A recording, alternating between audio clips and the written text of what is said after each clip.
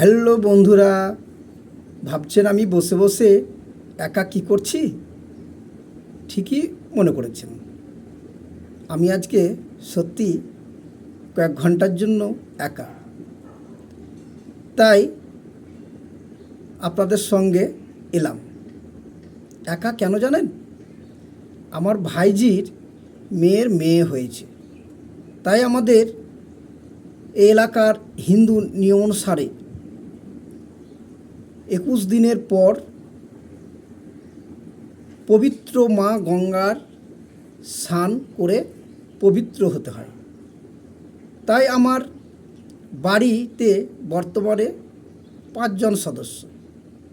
আমার প্রাণপ্রিয় home minister, আমার বড় মেয়ে, আমার ছোট মেয়ে এবং বড় মেয়ের একজন শিশু সন্তান, আমার নাতি, প্রিয় নাতি, তারা সকলেই আজকে পবিত্র মা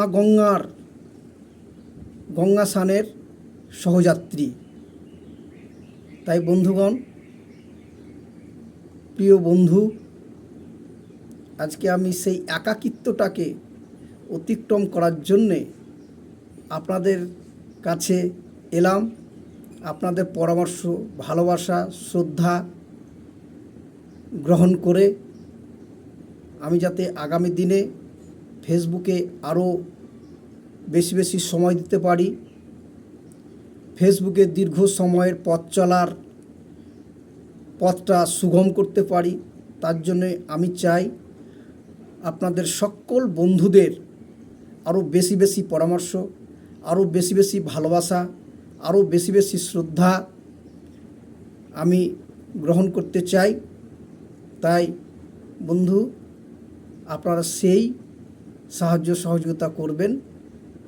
ধন্যবাদ।